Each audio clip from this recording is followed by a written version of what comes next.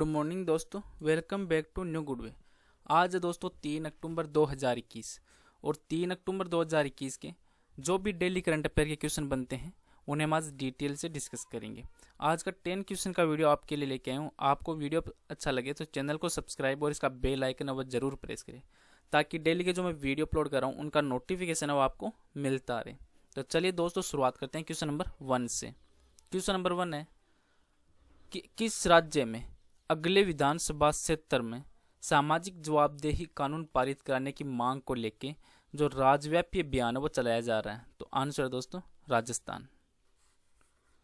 राजस्थान के द्वारा चलाया जा रहा है। जो राजस्थान का अगला जो विधानसभा सत्र है उसमें सामाजिक जवाबदेही कानून पारित कराने की जो मांग को लेकर अभी राज्यव्यापी अभियान है वह चलाया जा रहा है, जिसमें सरकार के द्वारा वर्ष 2019 में सामाजिक जवाबदेही जो विधेयक है उसके प्रारूप पर एक सलाह देने हेतु जो पूर्व राज्य चुनाव आयुक्त और जो राम लुभिया है उनकी अध्यक्षता में एक समिति का गठन हुआ था और इस समिति के द्वारा जो वर्ष 2020 है इसमें इस मसौदा है उस पर प्रस्तुत किया गया था।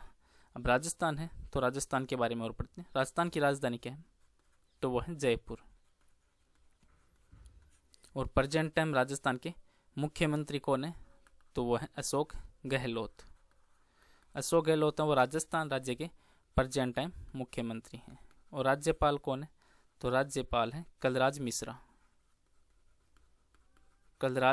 मिश्रा है वो राजस्थान के प्रेजेंट टाइम राज्यपाल है। और राजस्थान है तो राजस्थान की स्थापना कब हुई तो ये हुई 30 मार्च 1949 को। और राजस्थान में अनेक चीज़ें हैं, पर्यटन योग्य चीज़ें हैं जिसके बारे में डिस्कस करेंगे। जैसे राजस्थान में एक है चंद्र महल जिसे सिटी प्लेस के नाम से भी जाना जाता है और ये कहाँ पर है तो यह है जयपुर में। और चंद्र महल या सिटी प्लेस किसके द्वारा बनवाया गया था तो ये महाराजा जो जय सिंह थे उन द्वितीय इनके द्वारा बनाया गया था। और आमेर का दुर्ग भी जयपुर में है जो काफ़ी यहाँ पे पर्यटन योग्य चीज़ है। और एक फेमस चीज़ है राजस्थान की वो है केवलादेव घना अभ्यारण्य है।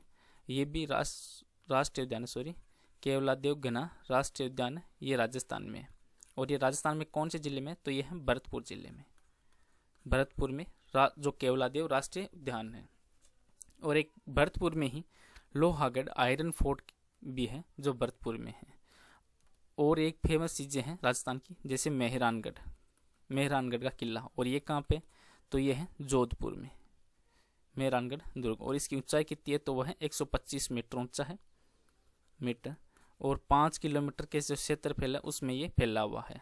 और रणथंभौर राष्ट्रीय उद्यान भी राजस्थान में है जो कहाँ पे है तो ये है सवाई माधोपुर में। रणथंभौर राष्ट्रीय उद्यान है वो सवाई माधोपुर में है। अब राजस्थान है तो राजस्थान में अगर पॉलिटिकल तरीके से देखें तो विधानसभा सीटें कितनी है तो राजस्थान में टोटल विधानसभा सीटें हैं 200, जिसमें 10 हैं वो राज्यसभा सीटें हैं और लोकसभा सीटें कितनी हैं तो ये 25 है। और राजस्थान का उच्च न्यायालय कौन सा लगता है तो राजस्थान उच्च न्यायालय है वो जोधपुर का लगता है जहाँ पर मेहरानगढ़ का किला भी फेमस है। नेक्स्ट क्वेश्चन है क्वेश्चन नंबर 2। हाईकोर्ट ने किस राज्य सरकार को घर तक राशन जो पहुंचाना है उसकी स्कीम है डोर स्टेप डिलीवरी, इसके प्रस्ताव को मंजूरी दी है तो आंसर है दिल्ली सरकार। जो दिल्ली है उसमें अब राशन की जो डोर स्टेप डिलीवरी है उसको दिल्ली सरकार ने दिल्ली हाई कोर्ट ने अभी लोगों को घरों तक राशन पहुंचाने की मंजूरी दी है, जिसमें उचित दर की दुकानों में राशन की कमी नहीं होगी। और दिल्ली हाई कोर्ट ने दिल्ली सरकार को एक गाइडलाइन या निर्देश भी दिए कि वह उचित मूल्य की दुकानों को उन कार्ड धारकों की जानकारी भी दे जिन्होंने घर पर ही राशन प्राप्त करने का जो विकल्प है वो चुना है। नेक्स्ट क्वेश्चन है क्वेश्चन नंबर 3।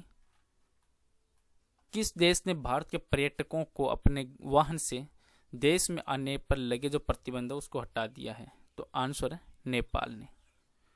क्यों हटा दिया तो ये जो कोविड-19 है उसके कारण जो 22 मार्च को 2020 से भारत और नेपाल बॉर्डर पर लोगों की जो वाहन है उस पर रोक लगा दी गई थी। और अभी नेपाल सरकार ने इस स्थिति को सामान्य देखते हुए पहले तो जो पर्यटक हैं उनको पैदल प्रवेश की अनुमति दी। अब जो भारतीय प्राइवेट वाहन व मोटरसाइकिल इनको कोविड बचाव के प्रमाण पत्र दिखाने के बाद जो पूर्व की तरह ही वाहनों की कागजी कार्रवाई के बाद प्रवेश की अनुमति है वो नेपाल के द्वारा दे दी गई है। अब नेपाल है, तो नेपाल के बारे में पढ़ते हैं। नेपाल की राजधानी क्या है, तो वो है काठमांडू। काठमांडू है वो नेपाल की राजधानी है। और प्रेजेंट टाइम नेपाल के राष्ट्रपति कौन है, तो वो है विद्यादेवी भंडारी। और प्रेजेंट टाइम नेपाल के प्रधानमंत्री कौन है, तो वो है शेर बहादुर है वो नेपाल के प्रेजेंट टाइम प्रधानमंत्री हैं। और नेपाल की मुद्रा देखें तो मुद्रा कौन सी है, तो वो है रुपया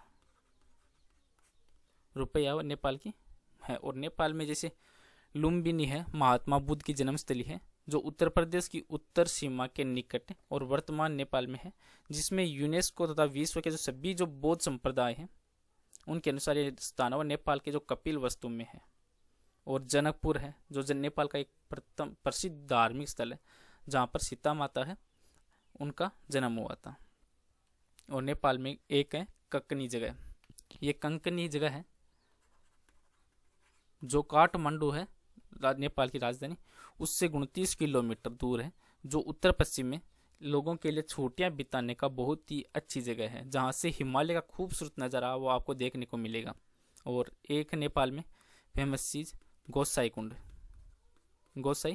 कुंड जो समुद्र तल से लगभग 4000 मीटर से भी ऊंचा है, जिसे गोसाई कुंड झील नेपाल का जो प्रमुख तीर्थ स्थल है वहाँ में से एक माना जाता है।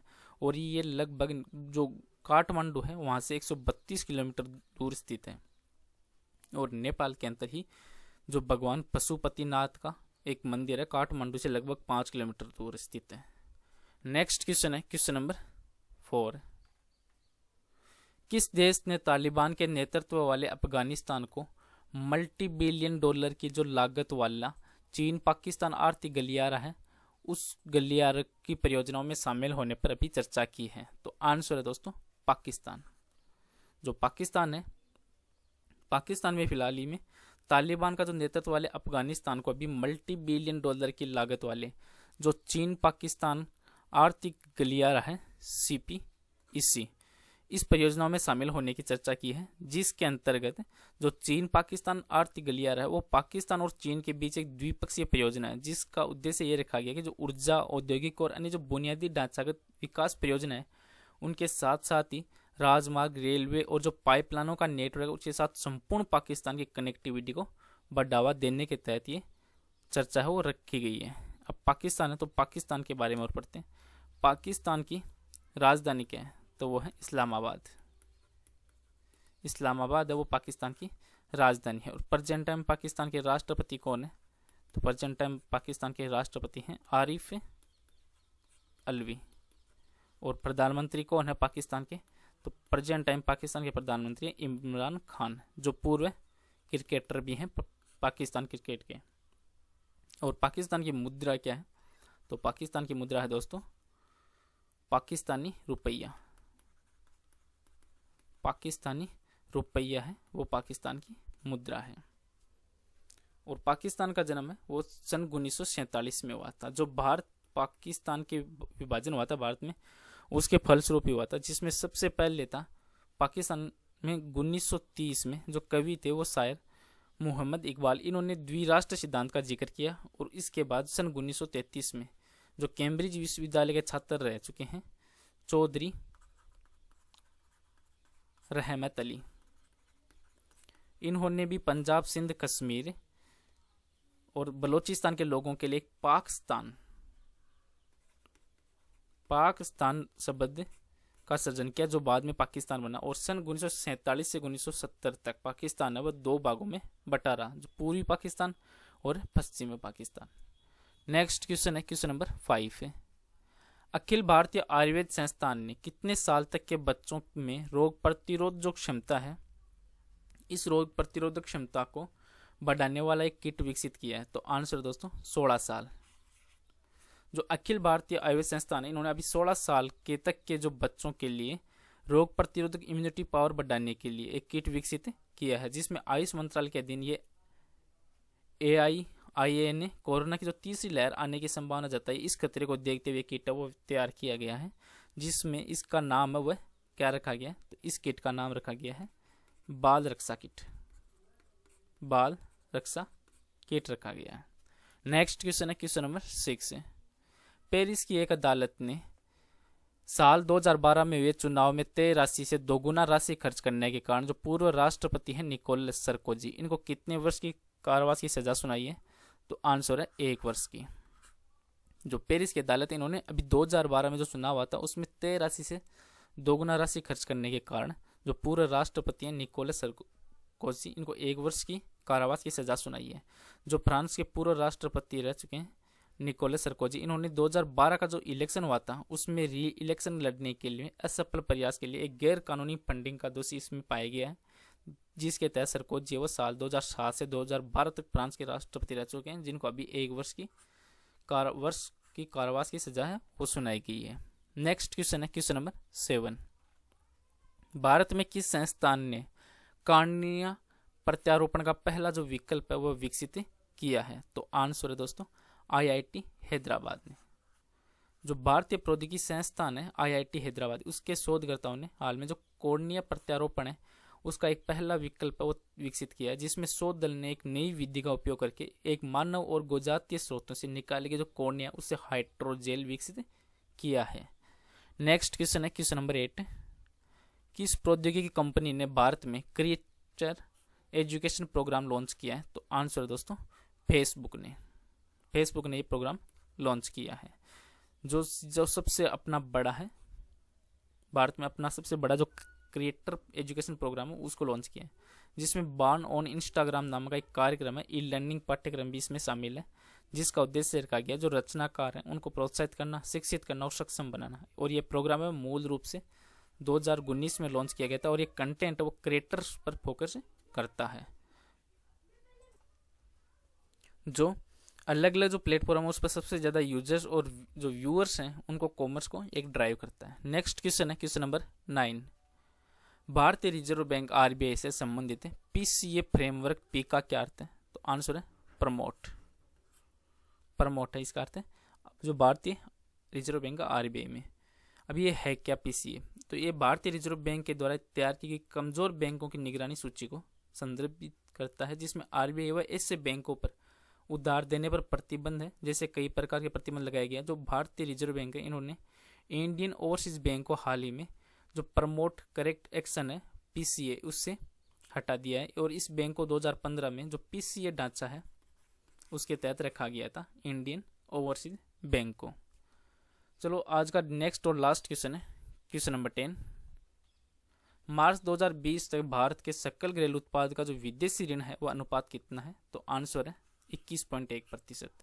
जो भारत का विदेशी ऋण पर केंद्रीय वित्त मंत्रालय की स्थिति है वो रिपोर्ट के अनुसार अभी मार्च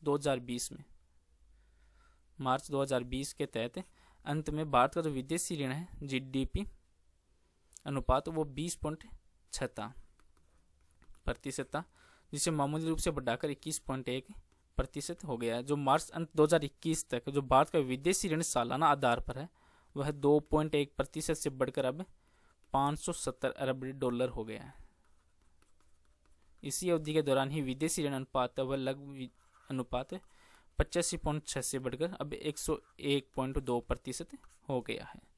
चलो दोस्तों आज का वीडियो यहीं पे समाप्त करता हूँ। आज का वीडियो आपको अच्छा लगे तो चैनल को सब्सक्राइब और शेयर जरूर करें। Thank you all of you.